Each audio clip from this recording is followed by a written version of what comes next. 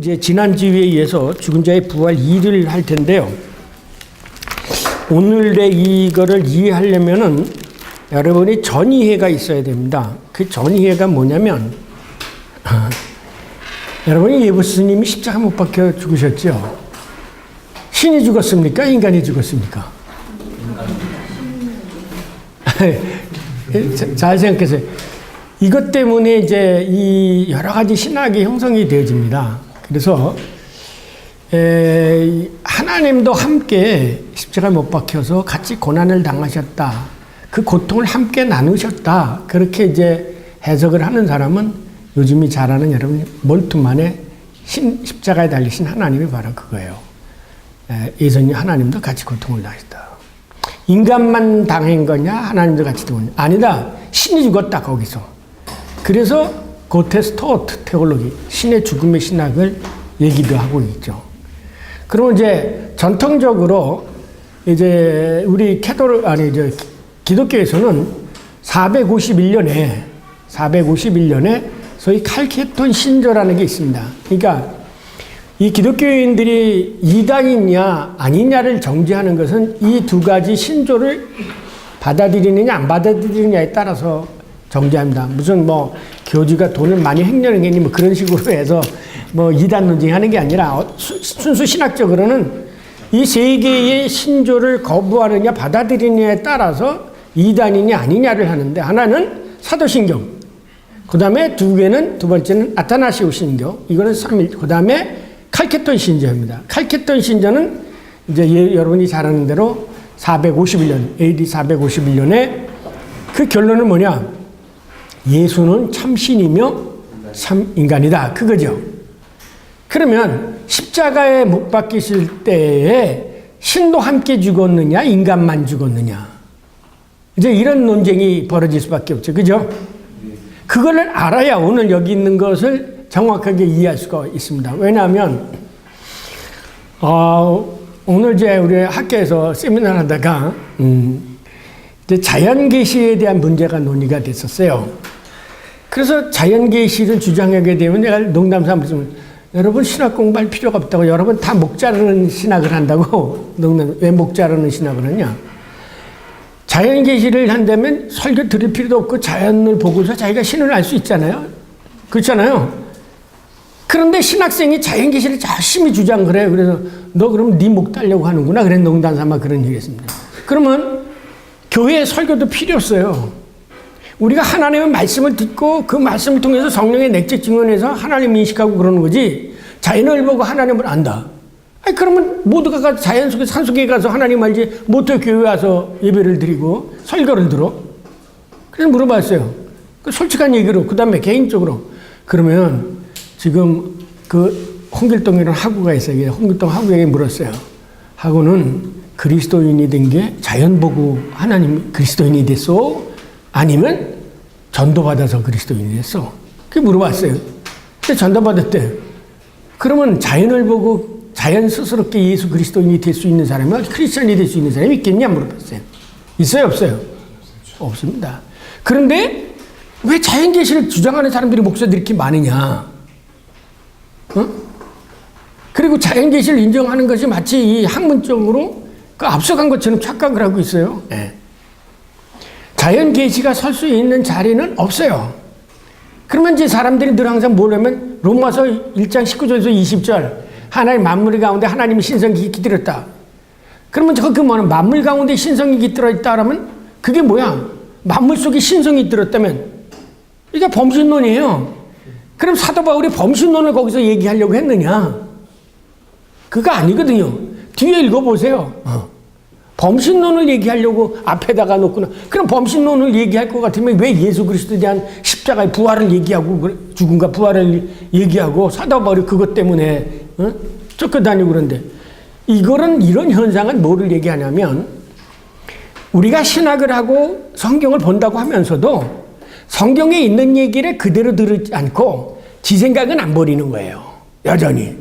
그래서 마치 자기한 계시도 인정하고 이것도 하면서, 그러니까 보다 더 오텐틱하고 객관적인 사람, 그 이성적인 사람이라면 저 사람들이 참 논리적으로 무슨 땐 하네? 이렇게 얘기할 거예요.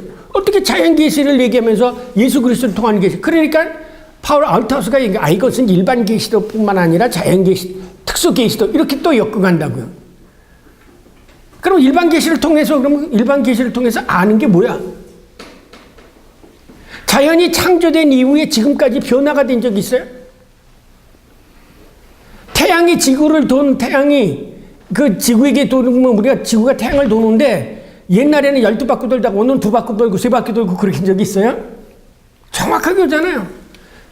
과학을 통해서는 자연에 있었던 것을 우리는 발견해내는 것이지 자연에 진화가 있대. 진화가 있으면 7번째 돌고 한 바퀴만 돌아도 따뜻하게 해야 될 거 아니야. 아시겠어요? 근데 우리들의 이 인간적인 사고라는 게 그렇게 앞뒤가 안 맞는 얘기를 하고 있는 거예요. 특히 신학자들이 그런 얘기를 하고 있어요. 근데 성경에는 그러다 보니까 논리를 그래서 이 두 개를 엮어 보니까 자연 계시뿐만 아니라 하나님의 특수 계시로도. 근데 성경에는 그런 말 하지 말라고 그랬어요. 이해하면 이해하고 아니면 아니오지. 뭐 이것도 또한 저것도 또한. 이거는 둘 다가 모호한 거 그냥 이게 뭔지 아십니까? 박쥐 이론이라고 내가 얘기했죠. 박쥐는 뭐야?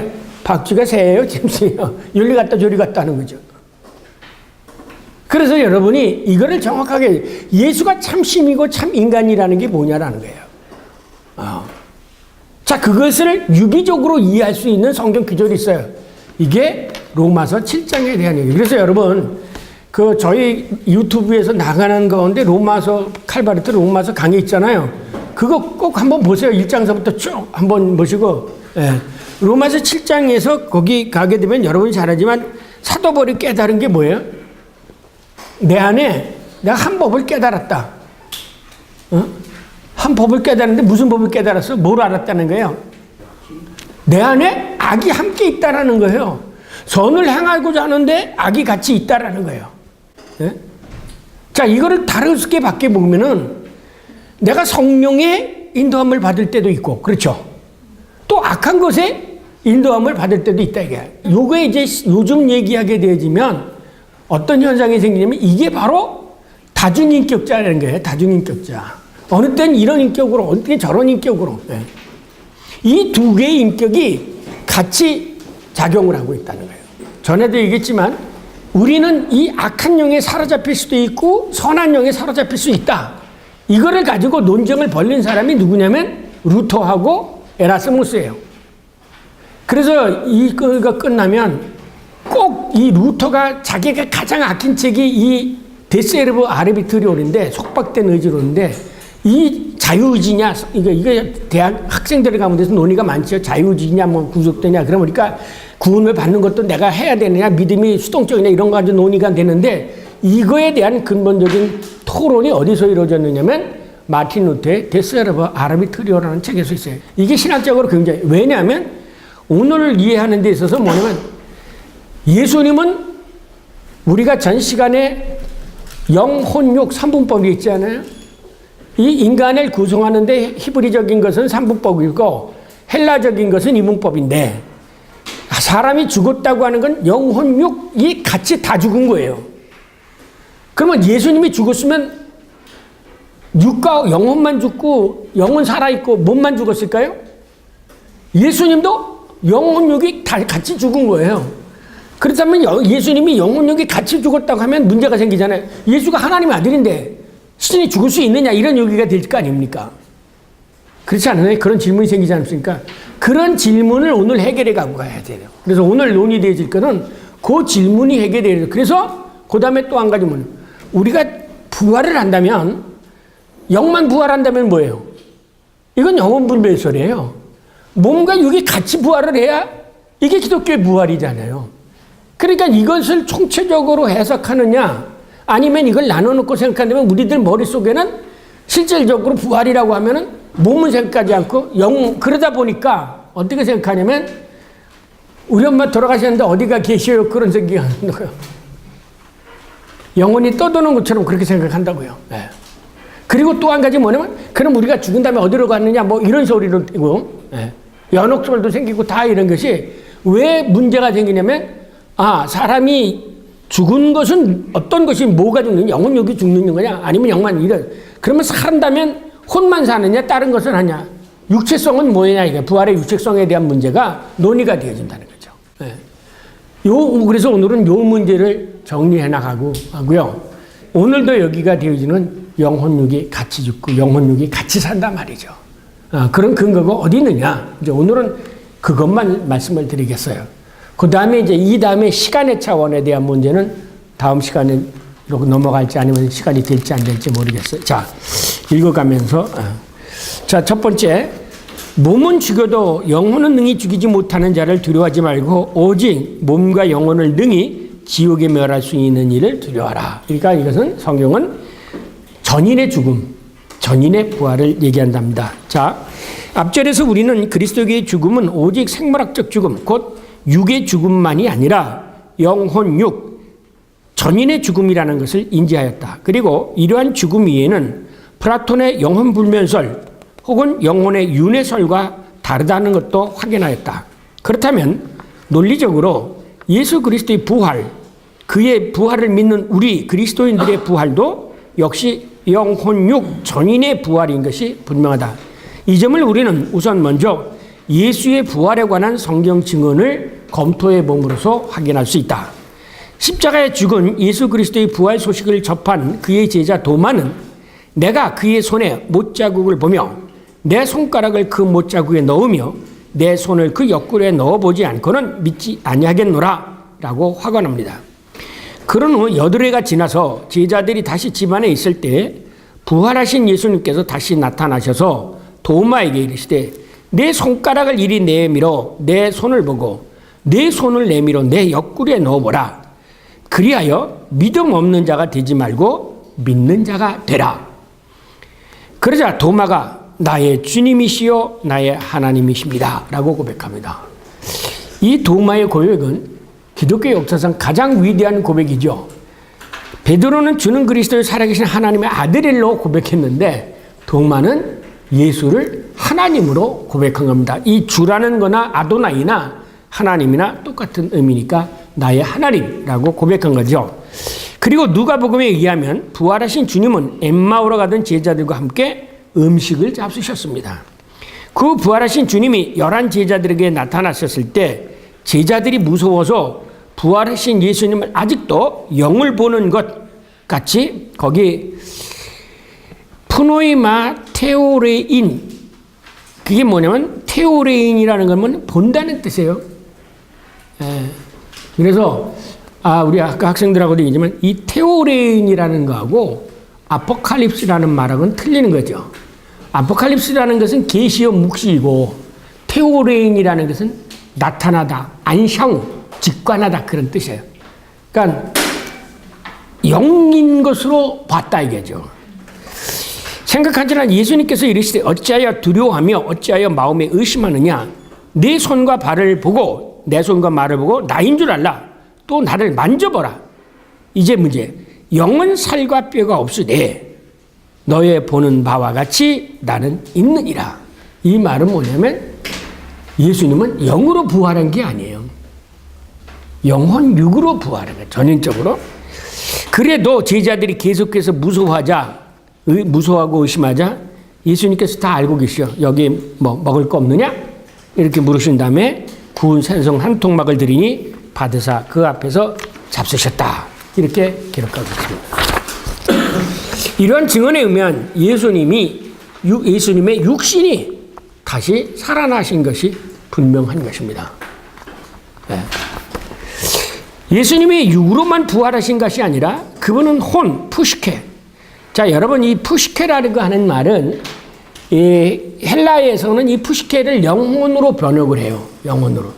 근데 이 푸노이만하고는 틀린 의미예요. 그런데 헬라 쪽에는 아까도 얘기했지만 이걸 이분법으로 그러니까 영과 혼을 육이잖아요. 그러니까 영과 혼을 하나로 묶어가지고 그냥 영혼. 그래서 이것을 푸시케라고 얘기하고 기독교는 푸노이마, 푸시케, 소마 이렇게 사르스예요. 소마는 몸이라는 거예요. 그러니까는 생각하고 사고하고 육신을 가진 이 조금 이따 제가 그림을 그려서 설명을 드릴 텐데 이게 소마라는 거예요. 그리고 사르스라는 것은 고깃덩어리예요.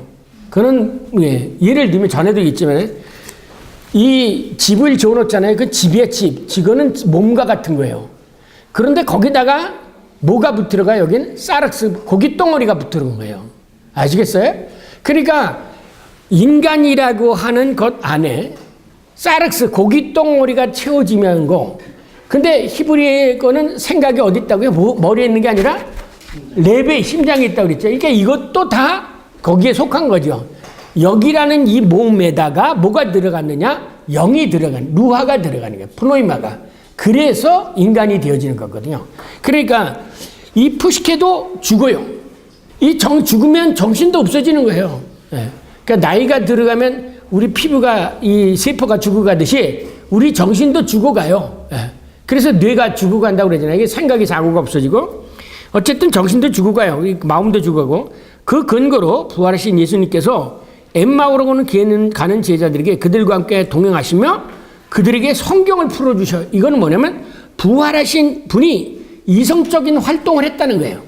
생각하고 사고하고 가르치는 일을 했대요. 그래서 미련하고 선지자들의 말한 모든 것을 마음에 더디 믿는 자들이요.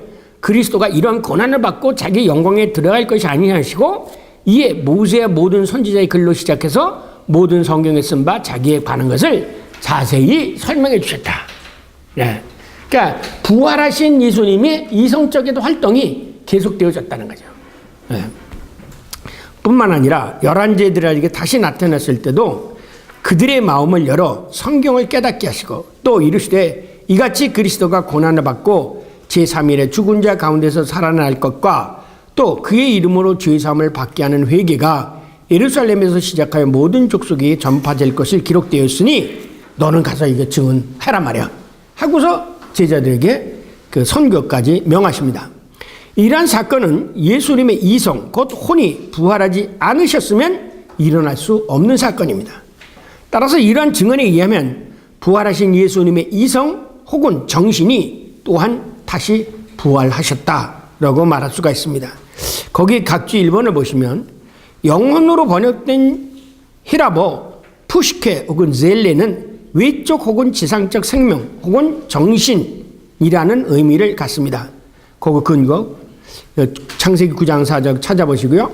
즉 푸시케는 인간의 지상적 몸의 생명을 지배하는 것으로 정신 곧 혼이란 의미를 갖는다. 그래서 전통적으로 헬라 철학은 푸시케를 영과 혼을 하나로 묶어서 영혼이라고 번역을 하였습니다. 근데 이제 본문으로 들어서 한 걸음 더 나가 예수님이 육과 혼만, 정신만 부활하신 것이 아니라 예수님의 영도 부활하였다라는 거예요. 그러니까 예수님은 죽으실 때 영이 없어진 게 아니에요. 영이 죽었던데 그 영도 다시 부활했다. 예수의 영도. 왜냐하면 이제 여기 아까 얘기했지만 이 예수님이 영이 떠났으면 뭐예요? 예수님은 하나님의 아들이 아닌 적도 있을 거 아니에요. 그렇죠? 예, 이게 다시 이따 얘기고요. 왜냐하면 예수님께서 십자가에 죽으실 때 그의 영도 함께 죽으셨기 때문이다. 그 아래 보면 각주 2번 예수님이 영이 죽지 아니었다면 예수님의 영은 분멸에 의한 것밖에 안 되잖아요. 그렇잖아요. 예수님은 영혼 분멸이고 우리는 영혼 분멸이 아닙니까? 이게 논리적으로 앞뒤가 안 맞는 거예요. 그러니까 예수님의 영도 죽었다. 이게 맞는 거죠. 네, 그게 앞뒤가 맞는 거죠. 마태복음은 예수님께서 크게 소리치고 영혼이 떠나가시니라. 그래서 제가 거기 그 히라보를 갖다 그대로 썼어요. 앞에 여기 아시죠? 헬라어 공부했으시죠? 완료형은 앞에 하다가 뭐가 붙어요? 하고 그거 붙잖아요. 컴마 이렇게 뜬 거. 앞에 캔이라는 것은 이미 떠났다. 현재 완료예요. 프노이마. 이건 영이죠. 영이 떠났다는 거죠. 그게 죽었다는 것이죠. 이게 영이 죽은 거예요. 마가복음은 예수께서 크게 소리 지르시고 숨지시니라. 숨을 거두었다. 그것도 뭐냐면 거두어들이다. 푸노이마센, 푸노이센. 앞에 X가 X예요. 영이 끄집어냈다. 영을 끄집어냈다라는 뜻이요. 엑스푸네이엔. 영을 끄집어냈다. 이게 숨졌다 그러죠. 또 루가복음은 예수께서 큰 소리를 불러 이르시되 아버지여 내 영혼을 아버지에게 부탁하나이다. 그때 토 프노이마 무 나의 영을 아버지께 맡긴다. 이렇게 했죠. 그러면서 요한복음은 다 이루었도다 하시고 머리를 숙이니 영혼이 떠나가시니라. 파레도켄토 프노이마 다 여기 공고문서에 다 프노이마가 떠난 걸로 얘기해. 영이 떠난 것으로 설명을 하고 있어요. 예수의 그 죽음 장면을 기술한 쪽에 사복음서하고 되게 일반적으로 사복음서하고 공관복음서가 틀린데 이 네 개, 공관복음서하고 요한복음까지 모두가 다 예수님의 죽음을 표현할 때 프노이마, 영이 떠난 것으로 기술하고 있다는 거예요. 이것은 뭐냐? 예수님이 영도 죽었다는 거예요.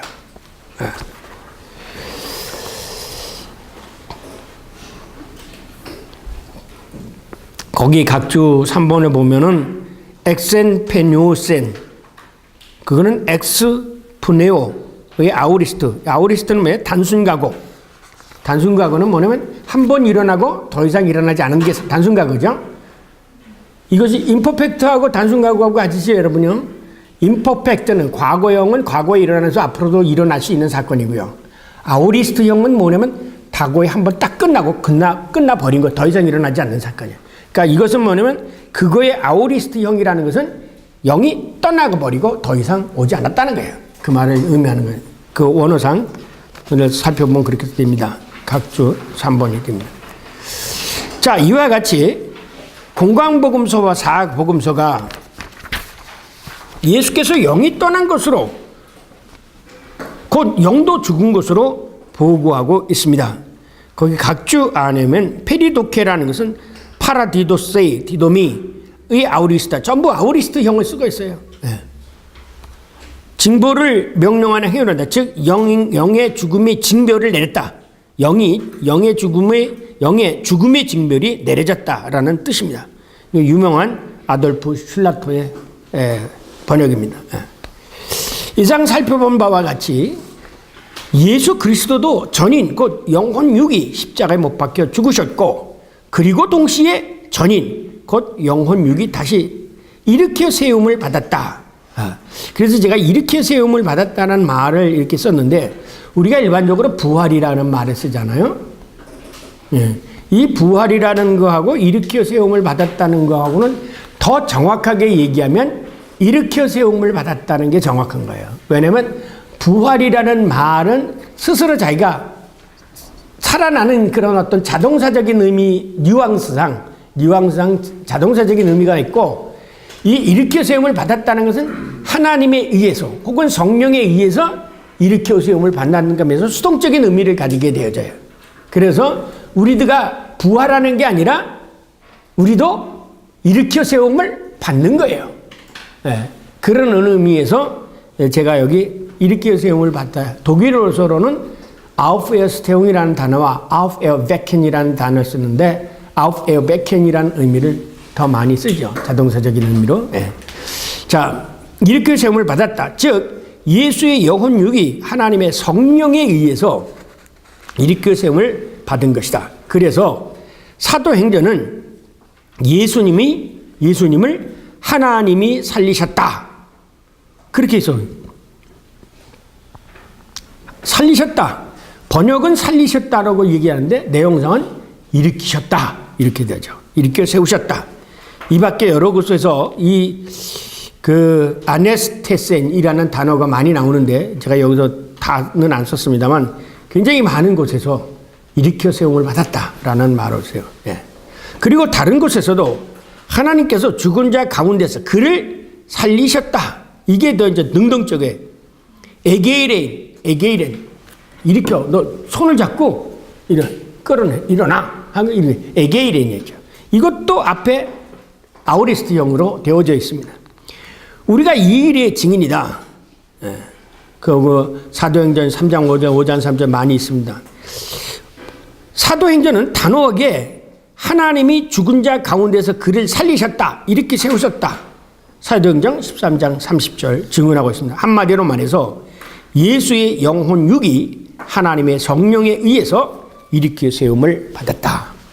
하나님의 영에 의해서 죽은 자가 다시 일으켜 세움을 받는 과정을 이제 우리는 이미 구약 성경 에스겔서에서 그 전거를 찾았습니다. 지난번에 우리가 할 때 에스겔서 봤죠. 구약 성서의 전거로서 그것을 찾았습니다. 그것을 다시금 여기서 간략히 이제 정리를 하게 되면 에스겔서 37장에 따르면 죽은 자가 다시 일으켜 세움을 받는 것은 육과 뼈에 하나님의 생기 성령이 들어감으로써 다시 살아납니다.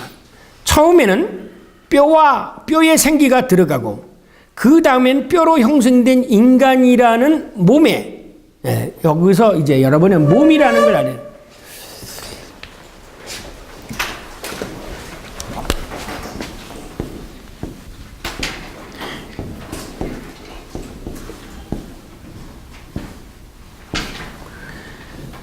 예. 대개 이 몸이라면 우린말이 정말 정확해요. 제가 이걸 번역하다가 보면 육체라고 하잖아요. 혹은 육신이라고 하잖아요. 우리가. 네. 이게 뭐예요? 신자가. 몸 신자네. 그러니까 그러면 여기서 몸이나 체는 보세요. 전에도 얘기했지만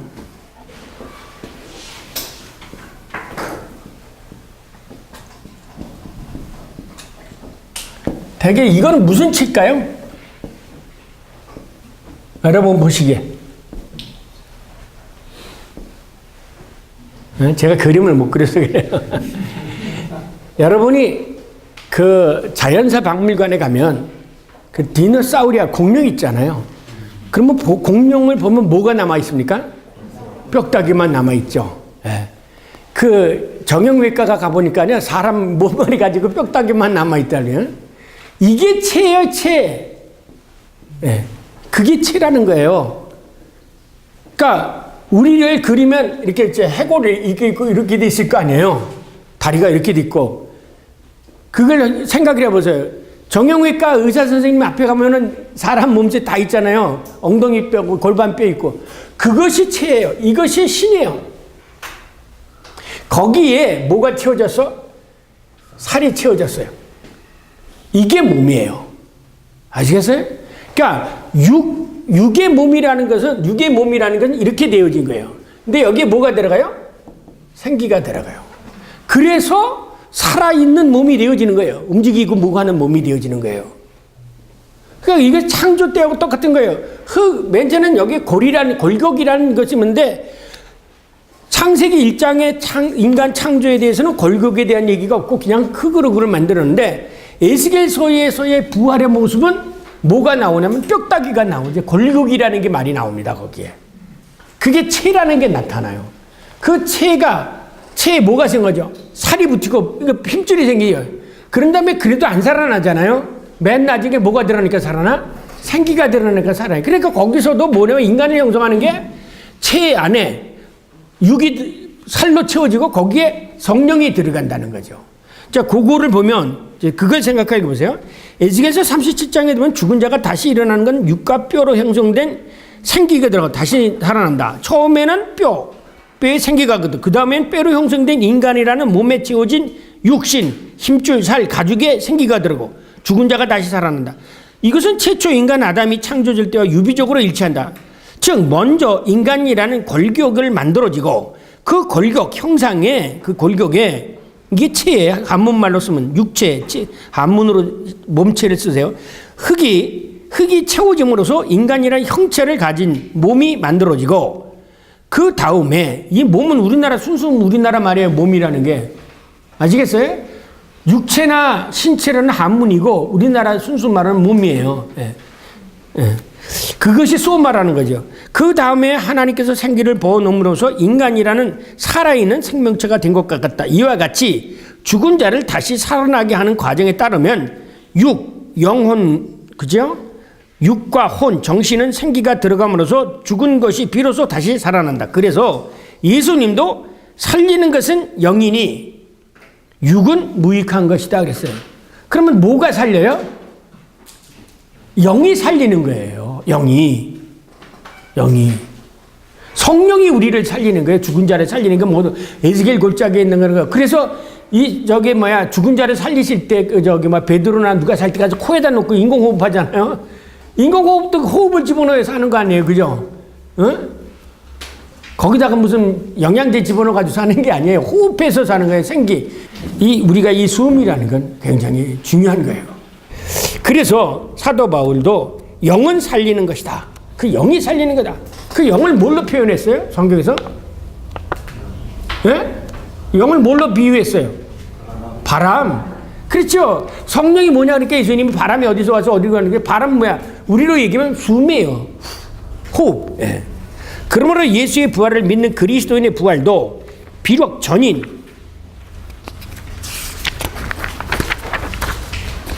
으로 죽지만 성령에 의해서 다시 살아난다. 예수를 죽은 자 가운데서 살리신 이의 영이, 잘 같이 읽겠습니다.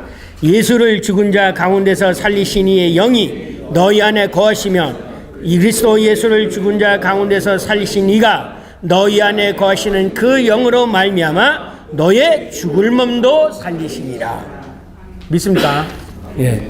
저나 여러분을 살리는 건 성령이에요. 하나님, 예수를 살렸었던. 그렇다면 여기서 뭐야? 예수도 누가 살린 거예요? 성령이 살렸다는 거죠. 그러면 예수의 영이 죽었어요, 안 죽었어요?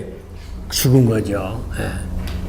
안 죽었으면 영원불멸로 처리해야 되는 거예요. 예수도 영도 죽었는데 하나님이 그를 다시 살리신 거예요, 영으로. 예. 자, 이렇듯 하나님의 영은 살리시는 다시금 말해서 다시 일으켜 세우시는 분, 호에게이라스다이다. 호에게이라스.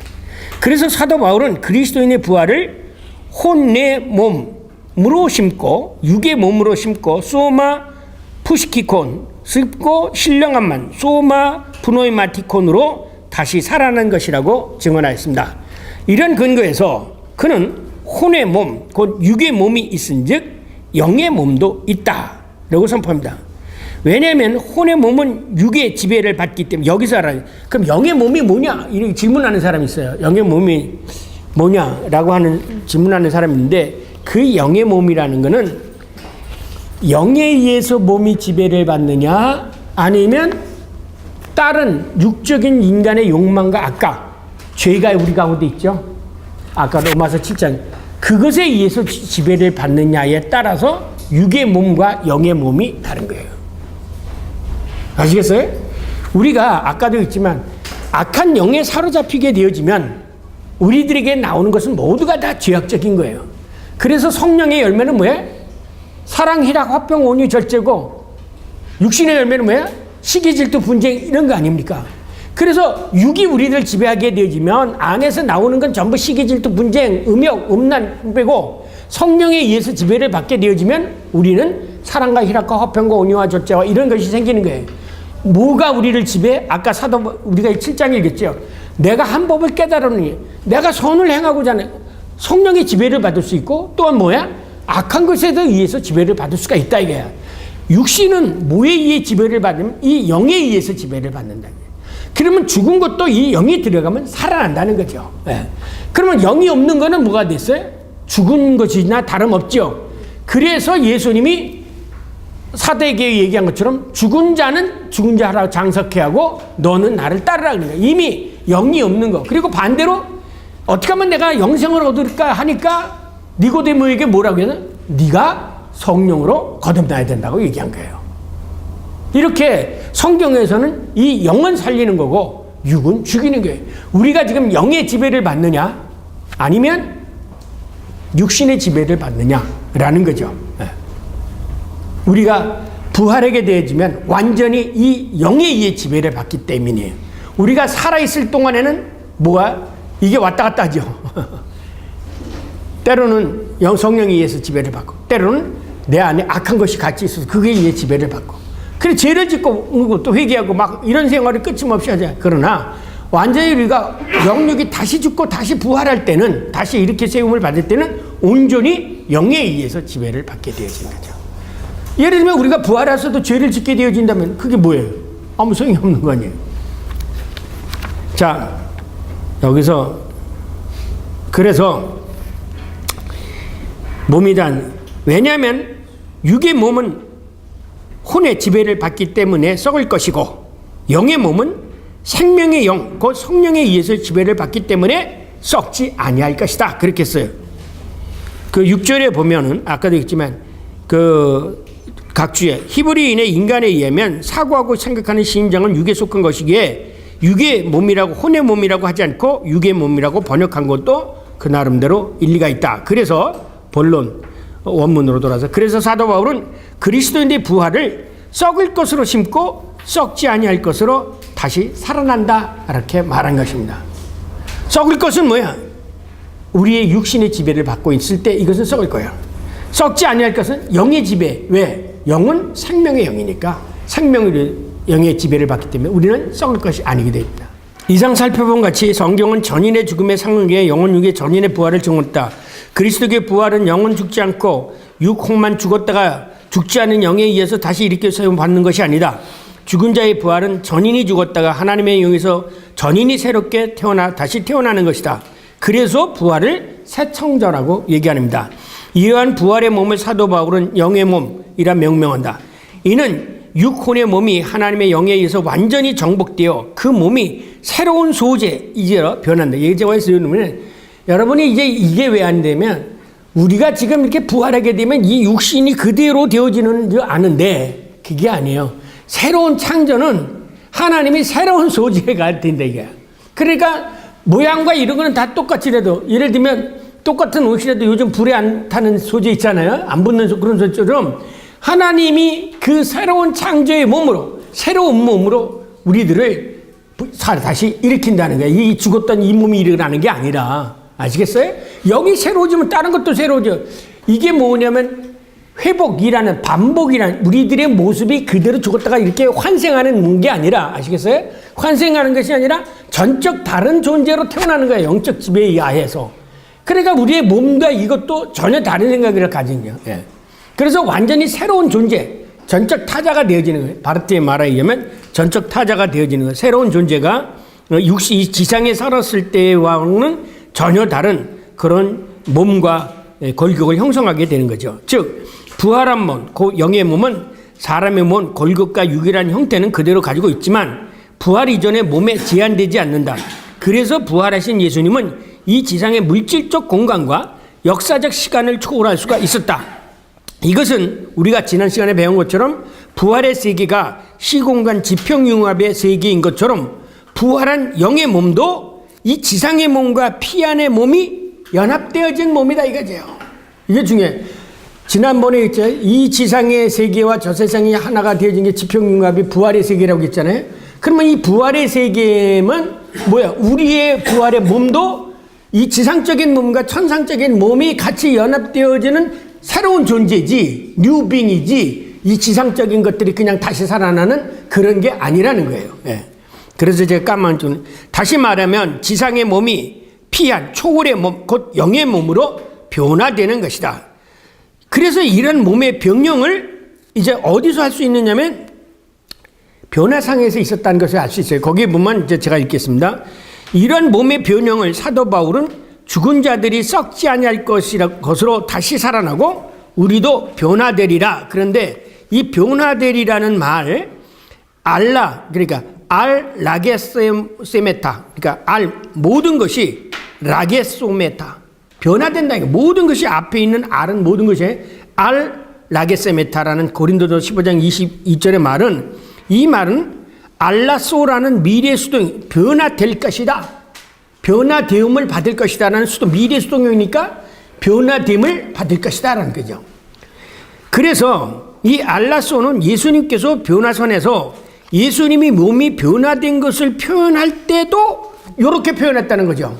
그래서 메타 모르페테 자 여기 이 모르페라는 말은 어디서 또 찾으냐면 여러분 빌립보서 2장 5절 케노시스 있죠?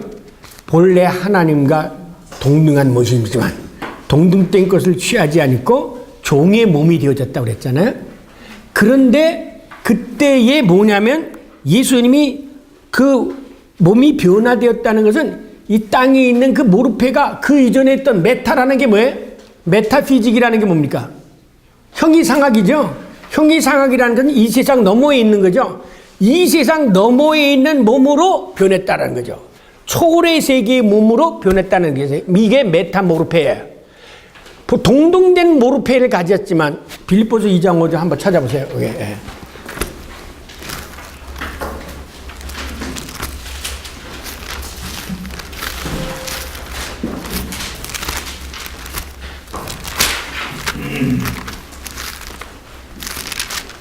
찾으셨어요? 빌립보서 2장 5절 이하에 보면 그는 근본 하나님의 본체이시나, 이 본체라는 말이 뭐냐면 아까 몸체죠. 본체이시라는 이 모르페예요. 그런데 예수님이 변화된 것을 메타모르페라고 얘기해요. 그 메타모르페라는 것은 이 본체가 메타 쪽에 있는 몸으로, 그러니까 이 지상이 아닌 저 초월의 세계의 몸으로 변했다는 거예요. 아시겠어요? 그러니까 예수님이 그때 흰색하고 목을 해가지고 그러잖아요. 그런 것처럼 우리들이 썩어질 것이 썩지 아니할 영의 몸으로 메타모르페처럼 예수님이 하신 것처럼 그렇게 변화된다는 거예요. 이거 찾느냐고 제가 이틀 걸렸어요. 요거는. 맨 처음에는 하나님의 야훼 이름을 연구하다가 왜냐면 야훼 이름이, 야훼라는 게 뭐냐면 야훼 하야 이 연합회거든요. 그러니까 이제 이거에 대해서 구약성서 신학자들이 야훼 이름에 대한 원서가 어떤 거냐 물으래요. 근데 본래에 그 여호수아라는 것을 야훼 이샤에서 나왔고 여호수아에서 예수아가 되고 예수 이름이 생긴 거거든요. 그러니까 히브리어에는 동사적인 것을 가지고 명사와 그 추격해서 명사를 만든 거예요. 예? 내가 사랑한다는 걸 그래서 사랑이라는 생기고 살아간다라는 뜻에서 인생이라는 게 이렇게 생기듯이, 그게 보니까 이제 나중에 이 야훼 이름을 제가 설명을 드릴게요. 그 시간이 있으면. 근데 여기 보니까 저걸 찾으면서 보니까 이 메타모르페라는 게 이게 결정적인 단어예요. 메타모르페. 예수님이 변화성에서 우리들이 가지고 있는 본체, 형체의 이상의 것으로 변했다는 거예요. 그러니까 우리도 그렇게 변한다는 거예요. 부활할 때. 그 시간이 없으니까 넘어가요. 그렇다면 어떻게 이런 존재론적 연합이 변화가 누구에서 일어나는가? 결론은 뭐야? 여기서 여러분 처음 들어보시니까 성령의 화욕, 히포스타제에 의한 죽은 자의 부활. 이 히포스타제라는 게 무슨 뜻인지 아시죠? 예수의 인격을 얘기할 때 드라이 히포스타제라고도 얘기하고 드라이 프로소폰이라고도 얘기하잖아요. 프로소폰은 가면이고 드라이 히포스타제를 우리는 인격이라고 보고 혹은 위격 혹은 인격이라고 보내요. 이것은 이 히포스타제라는 단어의 의미가 뭐냐면 보이지 않는 실체가 보이는 육신을 입는 거. 쉽게 얘기하면 이것을 가르쳐서 라틴어에서는 인카네이션이라는 말을 쓴 거예요. 인카네이션. 그러니까 보이지 않는 그 하나님의 영이 보이는 이 인간의 육체 안에 들어오게 되는 거예요. 그래서 인 안으로 카리스 몸, 그죠? 그래서 인카네이션이라는 화육이라는 말이 생긴 것처럼 본래는 이게 헬라어로는 히포스타즈. 보이지 않는 하나님의 말씀이 육신을 입은 것을 말씀이 육신이 되었다. 로고스 인카네이션이라고 얘기해요. 이것은 뭐냐면 푸노이마 인카네이션이에요. 푸노이마 인카네이션. 그 영이 보이는 육체 안으로 들어오게 되는 거예요. 그래서 이것을 살리는 이게 부활이라는 거예요. 자, 읽어가겠습니다. 앞에서 이미 간략히 언급하였지만 죽은 자가 다시 살아나는 것은 오직 하나님의 영, 성령의 화육 혹은 성령의 낮아짐은 케노시스에 의해서만 가능하다. 하나님께서 높은 보좌에서 이 땅에 낮은 것은 낮아지시듯이 하나님의 영도 낮고 천한 인간의 몸으로 낮아진다는 것. 이것을 케노시스. 아까 빌립보서 2장 5자가 케노시스 기독론이라고 했잖아요. 그런 것처럼 영도 낮아진다는 거죠.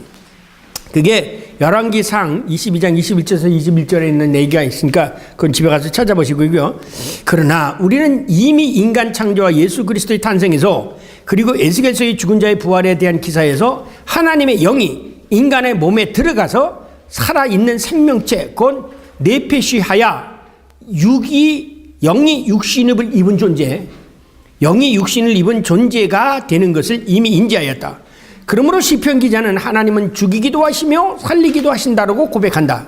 그러나 이를 사무엘상은 보다 더 구체적으로 하나님은 죽이기도 하시고 살리기도 하시며 수월에서 내리기도 하시고 거기서 올리기도 하신다.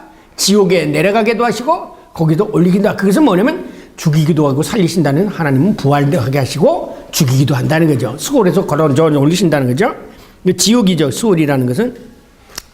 그래서 시편 기자는 아까 읽었던 거예요. 여호와여 주께서 내 영혼을 수월에서 끌어내어 나를 살리사 무덤으로 내려가지 아니하게 하셨나이다. 이렇게 고백을 하죠. 그리고 시편의 다른 곳에서는 주께서는 우리의 영혼을, 우리를 달리 살리시는, 그리고 나를 살리시는 하나님이라고, 나를 살리시는 하나님, 우리의 영혼을 살리는, 우리를 다시 살리는 하나님, 이렇게 하나님을 증언하고 있습니다. 에스겔서도 하나님께서 영혼을 살리시는 분으로 증언하고 있습니다. 이와 같이 구약은 이미 하나님을 살리시는 분 혹은 살게 하시는 분이라고 고백합니다.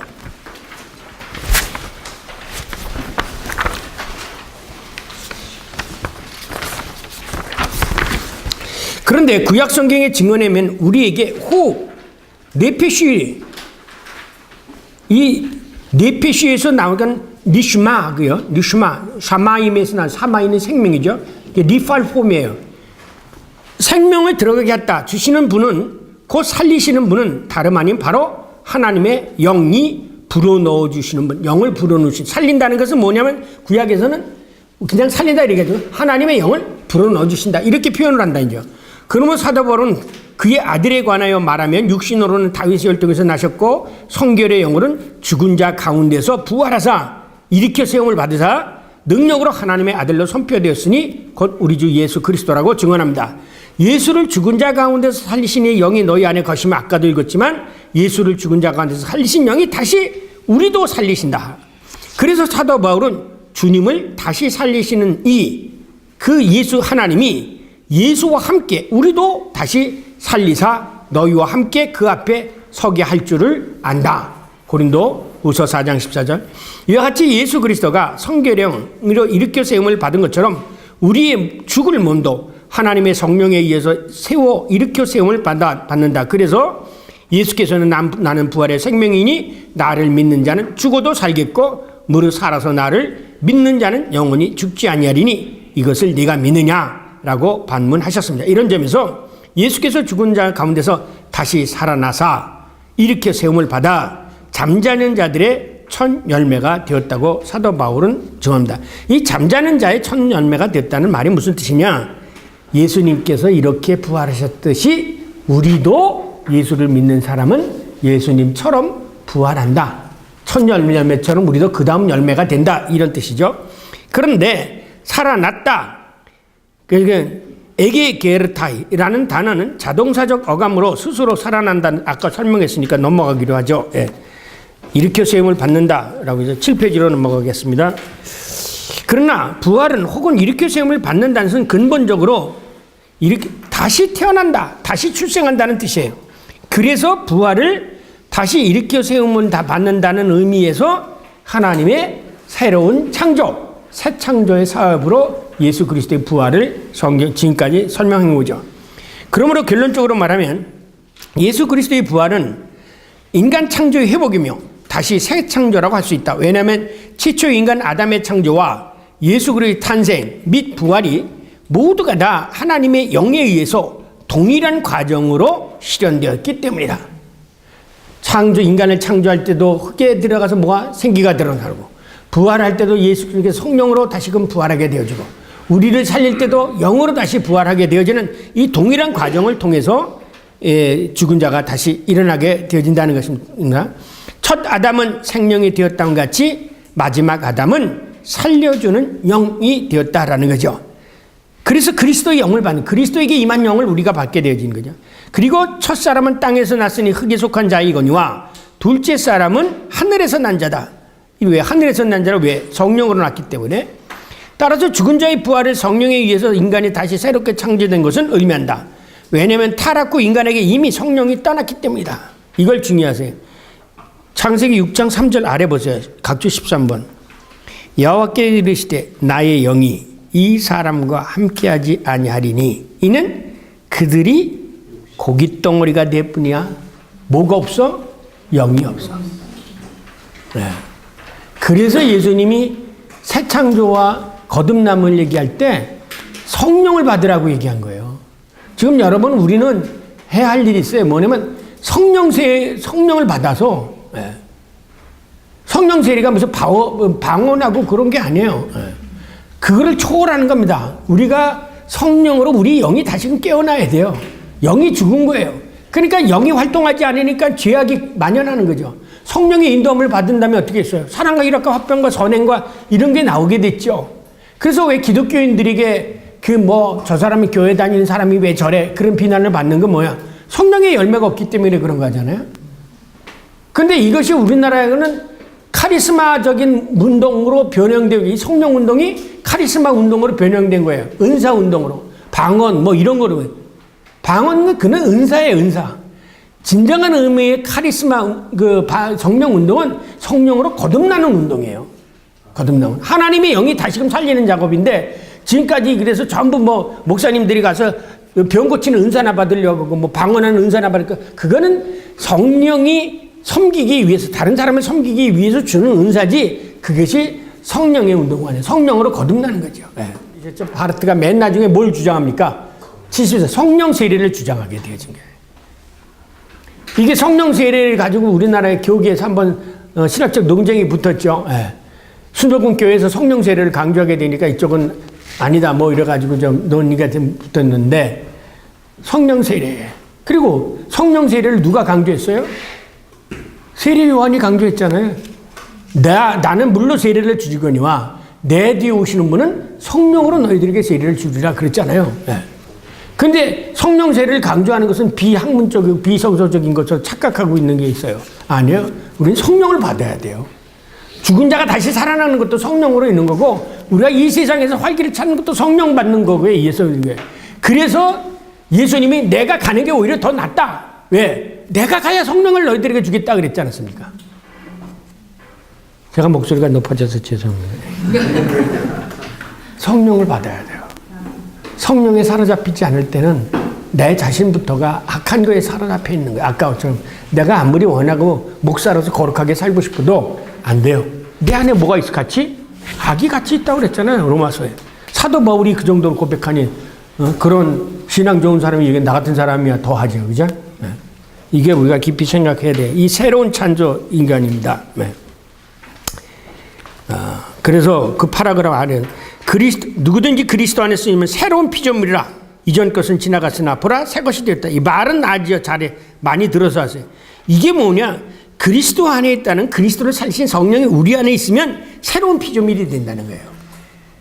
절대로 새 사람이 안 돼. 성령 받아서 성령이 그 사람을 새로운 사람으로 만들지 않는 한 교회 100년 다나도 새 사람이 안 됩니다. 새 사람이 되는 건 성령이에요. 이런 점에서 예수의 부활은 최초 인간 아담이 창조의 회복이며 동시에 새로운 인간의 창조라고 볼 수가 있습니다. 동시에 예수 부활을 믿는 자에게도, 우리에게도 주어진 종말론적 약속에 대한 예시적 성취라고 볼 수가 있습니다. 이것을 요엘 선지자이면 그 후에 내가 새 영을 만민에게 부어주리니 그랬어요. 종말에 마지막 영을 부어주겠다. 그래서 이 영이 우리들에게 임하는 것은 종말론적 사건이라는 거죠. 네. 그래서 요엘 선지자의 실현대로 실제로 오순절에 각 사람에게 성령이 임했습니다. 이 성령이 임해서 새 사람이 되니까 뭐가 두렵지 않아? 죽음이 두렵지 않은 거예요. 그래서 초대교회에 순교자들이 생긴 거예요. 그 순교자들의 죽음으로 기독교가 확산이 되어진 거예요. 네. 전에도 얘기했지만 로마의 시대에 기독교인의 숫자가 몇 프로였다고요? 0.몇 프로예요. 그 사람들이 콘스탄틴 때 와서 완전히 로마 세계를 기독교 세계로 바꿔놓는 거예요. 전에도 있잖아요. 우리나라가 왔을 때 기독교인이 몇 프로였어요? 3.1운동 때. 네. 그런데 그 위에 떠난 게 뭐예요? 성령이 떠난 거예요. 사울에게서 성령이 떠나면 아무런 역할도 못한 것처럼 한국교회 이 성령이 없네요. 그게 성령을 받는 운동이 사실은 여러분이 평양 대부흥회 사건도 회개하고 성령의 운동이었어요.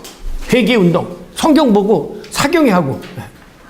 그런데 그것이 없어요. 우리나라가 얼마 전부터 부흥회는 없어지고 전부 무슨 딴 것만 해가지고 요즘에는 교회가 말씀 부흥회는 안 하고 일반 그 유명 인사 보내가지고 초대해가지고 무슨 얘기 듣고 그래요. 예. 그 잘못된 거예요. 말씀을 가르치고 말씀을 공부하는 그것이 교회의 사경회가 되어야 되지. 여러분이 목회하는 현장 속에서 생각을 한번 해보세요. 어느 게 바른 건가? 우리나라에 새로운 말씀 운동, 성령 운동이 일어나야 되는 거예요. 그거가 안 일어나서는 안 돼요. 자, 마지막으로 동시에 예수 부활을 믿는 사람, 아까 종말론 읽겠습니다. 실제로 오순절에 각 사람에게 성령이 임하였기 때문이다. 따라서 예수의 부활은 종말론적인 사건이다. 왜냐하면 이 썩을 것이 썩지 아니할 것을 입고 이 죽을 것이 죽지 않을 것을 입을 때에는 뭐가 되냐? 사망이 삼킨 바 되어야 되냐. 이제 거기서 끝난다는 거죠. 이 말씀에 의하면 사망이 전멸되고 사탄 마귀가 없어지는 죽은 자의 일으켜 세움을 동시적으로 이해할 수가 있다. 부활과 이것을 동시적으로 이해한다.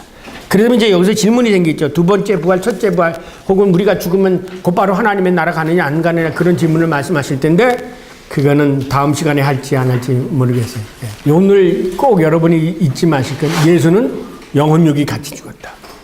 인간. 그렇기 때문에 예수의 죽음이 곧 나의 죽음, 인간의 죽음, 대속의 죽음이 되는 거예요. 신으로 죽었으면 신이 죽을 수 있겠느냐 이런 질문도 생기고 대속이라는 말이 성립이 안 돼요. 철저하게 인간, 영혼육으로 예수님이 똑같이 죽은 거예요. 우리같이. 그리고 똑같이 살아난 거예요. 그래서 예수님이 죽은 것처럼, 그러니까 뭐예요? 우리처럼 똑같이 죽었고 예수님이 살아났기 때문에 우리도 예수님처럼 똑같이 부활하는, 이렇게 생각하면 쉽죠.